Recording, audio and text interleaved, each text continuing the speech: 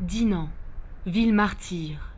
Ici, le 23 août 1914, l'armée allemande fait 647 victimes.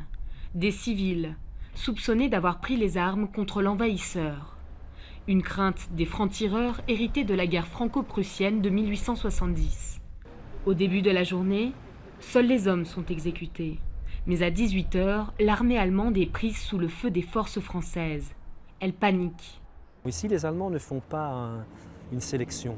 Donc ils accolent contre le mur des enfants qui sont dans les bras de leur mère. Donc ce sont des nourrissons. Le plus jeune d'entre eux, c'est une petite fille en fait qui a 3 semaines, qui est non seulement fusil à bout portant, mais en plus son corps est percé de coups de baïonnette et un soldat allemand s'est promené avec le cadavre sur la pointe de cette baïonnette pendant une partie de la nuit. La barbarie allemande, comme on l'appelait parfois, a fait des dégâts non seulement humains, mais aussi matériels. Les 3/4 de la ville sont incendiés. Le même traitement est réservé à la ville de Louvain. Le 25 août 1914, la bibliothèque universitaire est incendiée par les Allemands.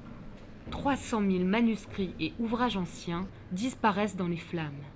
C'est le début de la guerre totale qui vise des citoyens, des civils non combattants et qui vise aussi des trésors culturels. C'était de la terreur organisée pour intimider la population civile, pour terroriser les habitants de Louvain des territoires récemment occupés, pour démoraliser la résistance militaire de l'armée belge.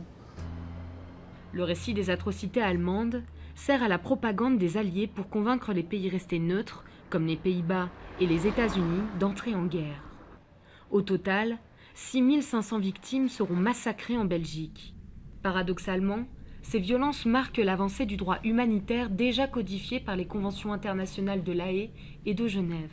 Aujourd'hui, ça nous semble complètement naturel qu'à partir du moment où il y a un crime de guerre, il faut sanctionner, il faut réparer, il faut reconnaître ce qui s'est passé. Mais à l'époque, c'est quelque chose de nouveau. Et même s'il y a eu énormément de violations par rapport à ces lois et qu'elles n'ont pas vraiment fonctionné, c'est déjà une première avancée parce qu'on s'y réfère.